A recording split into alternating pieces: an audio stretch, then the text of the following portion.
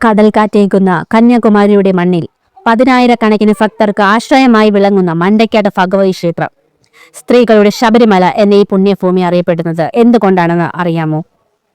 പണ്ട് ഈ പ്രദേശം ഇടതൂർന്ന കാടായിരുന്നു. ഒരിക്കൽ ഇവിടെ ആടുകളെ മേയിച്ചുകൊണ്ടിരുന്ന ഇടയന്മാർ ഈ പുറ്റ് ശ്രദ്ധിച്ചു. അബദ്ധത്തിൽ ഒരു വടി പുറ്റിൽ തട്ടിയപ്പോൾ അതിൽ നിന്നും രക്തം ഒഴുകാൻ തുടങ്ങി. സാക്ഷാൽ പരാശക്തിയുടെ സാന്നിധ്യമായിരുന്നു അത്. എങ്ങനെയാണ് ഈ സ്ഥലത്തിന് മണ്ടയ്ക്കാട് എന്ന പേര് വന്നത്? തമിഴിൽ മണ്ടൈ എന്നാൽ തല എന്നാണ് അർത്ഥം. പുറ്റിൽ ആടിന്റെ തല കുടുങ്ങിയ കാട് എന്നതിലാണ് ഈ പേര് വന്നതെന്ന് വിശ്വാസം. കഠിനമായ തലവേദന മാറ്റുന്ന ദേവി വസിക്കുന്ന കാട് എന്നും ഇതിന് അർത്ഥമുണ്ട്. ഇവിടുത്തെ പ്രധാന പ്രതിഷ്ഠ 15 അടിയിലധികം ഉയരമുള്ള ആ പുറ്റ് തന്നെയാണ്. ശബരിമലയ്ക്ക് പോകുന്നത് പോലെ മാലയിട്ട് വ്രതമെടുത്ത് ഇരുമുടിക്കെട്ടുമായി വരുന്ന സ്ത്രീകളാണ് ഇവിടുത്തെ പ്രധാന കാഴ്ച. മണ്ടയപ്പം ആണ് അമ്മയ്ക്ക് ഇഷ്ടപ്പെട്ട പ്രധാന വഴിപാട്. മനസ്സുരുകി വിളിക്കുന്നവർക്കായി തുണയായി നിൽക്കുന്ന മണ്ടയ്ക്കാട് അമ്മയുടെ ചൈതന്യം ഇന്നും വളർന്നുകൊണ്ടേയിരിക്കുന്നു.